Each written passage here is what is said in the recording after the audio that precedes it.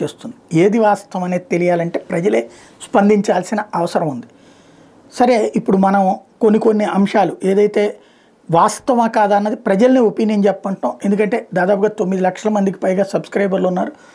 రోజుకి 10 లక్షల మంది దాకా వాచ్ చేస్తూ ఉంటారు. సబ్స్క్రైబర్ కాని వాళ్ళు కూడా వాచ్ చేస్తుంటారు. అయితే దానివలన బయట ప్రపంచంలో తామే రైతు అయి ఉండొచ్చు, తామే వరి పండిస్తుండొచ్చు, తామే ఏదైనా ఇష్యూస్ చేస్తూ ఉండొచ్చు. వాళ్ళ అంశాలు వచ్చినప్పుడు వాళ్ళు లేదా తమ వాళ్ళు అట్లాంటి వృత్తిలో ఉంటే వాళ్ళు నిజాలు చెప్తే బాగుంటుంది. ఎందుకంటే వాళ్ళ మీడియాని నమ్మలేకపోతున్నాం, అట్లాగే మీడియాలో నిజాయితీ చిత్తశుద్ధి లోపించింది.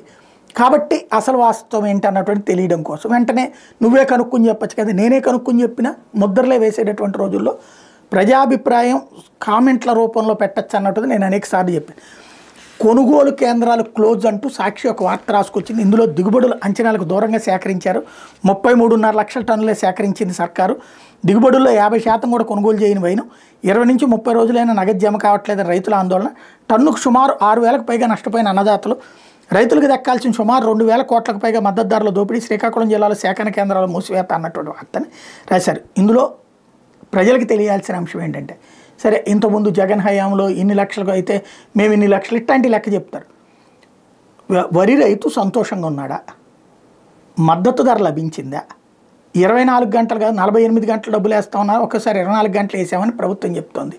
నిజమా కాదా? లాభం వచ్చిందా, నష్టం వచ్చిందా? ప్రభుత్వం కొన్నదా లేదా? ఇప్పుడు కొనడం ఆపేయడం వల్ల మంచిదా చెడ్డదా? ఇది ఎవరికి వాళ్ళు మీ ప్రాంతాల్లో ఉన్న పరిస్థితులకు అనుగుణంగా మీ అభిప్రాయం చెప్తే మిగతా వాళ్ళు కూడా తెలుసుకోవడానికి వీలుంటుంది.